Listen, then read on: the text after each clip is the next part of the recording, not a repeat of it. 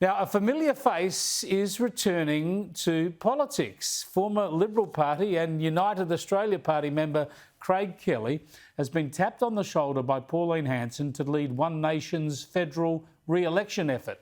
I caught up with him to discuss his new role. Yeah, Chris, I'm very excited that I've taken on a role with Pauline Hanson's One Nation. I'll be their national campaign director leading up into the next federal election. My job will be to make sure that we've got good, solid local candidates in every one of the 150 or 151 seats, depending upon the new redistribution, and making sure that we are competitive and to put a real alternate to the Australian people. Gee, it's hard to keep up with your political career, Craig. You know, you're a Liberal federal MP and then United Australia Party with Clive Palmer, now One Nation. Are you confused inside or do you love them all? Look, Chris, I always felt that the Liberal Party left me rather than me leaving the Liberal Party. I still have the same values and beliefs that I signed up for when I joined the Liberal Party. We marched in the streets against the carbon tax. That was the Liberal Party that I joined and won in a massive landslide in 2013 under Tony Abbott. Unfortunately, that's not the Liberal Party of today.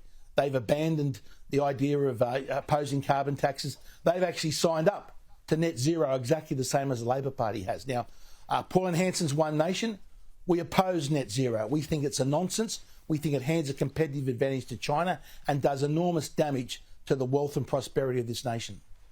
Yeah, One Nation is very much Pauline Hanson's party, of course, and you've got a challenge in your home state of New South Wales where two of the three state MPs have left One Nation, one of them, of course, being the leader, Mark Latham, and there are suggestions that the remaining Upper House MP, Tanya Mihalik, will leave the party with you as a federal director. Have you had a word to her? Is she going to stick around or not?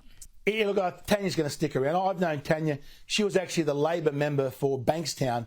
Our seats overlapped when she was a state member of Parliament and I was a federal member of Parliament. So we've known each other for a long time. Don't also forget Malcolm Roberts there in the Senate. Senator Malcolm Roberts is a man of impeccable integrity, doing a great job in the Senate, holding all those bureaucrats to account at Senate estimates. We've also got down there in South Australia, members down in South Australia, Western Australia and Melbourne. So the party is growing. And I said, Chris, I'm really looking forward to this opportunity because the country really is at the crossroads. We've seen a situation where living standards, real disposable income in this country has been the lowest in the OECD. Albanese is taking the country backwards. And unfortunately, the Liberals are not offering the real opposition that they should be doing. So that's the role we're going to be fulfilling at One Nation. So just clarify this for me. You've spoken with Tanya Mihalik, the Upper House One Nation MP in New South Wales, and she's committed to staying with the party? I haven't spoken to Tanya personally the last couple of days, but I know Tanya well. I've spoken to her many times over many years, and I'm sure whatever the issue is. My interest, Chris, is in federal politics. Tanya's the state member of Parliament here. I'm convinced that she will stay on and continue to represent One Nation in that state Parliament. Now, what about yourself? Obviously, you're a former federal Liberal MP yourself. Are you going to put yourself up as a candidate, perhaps as a New South Wales senator? Look, that's all to be decided. One thing I'm actually considering is running against Chris Bowen in his seat at McMahon. He's a member of Parliament. He's got the monkey ear of Blackout Bowen. He's driving these net zero policies. He's abandoned the constituents of his electorate, like what he's doing on cars, putting up the price of four-wheel drives and utes, which everyone in his own electorate drives, while making Teslas cheaper, which is okay, might be great if you're the member for Balmain. So that's also something I'm considering as well. Tell me more about this. This is tantalising. You might run as a lower house candidate for One Nation against Chris Bowen. Well, I believe that as One Nation, we have a real chance in a lot of seats in Western Sydney. If you look at it's almost a reverse Teals, where you saw a lot of those northern suburb seats, those traditional, very strong Liberal seats, fall to the Teals.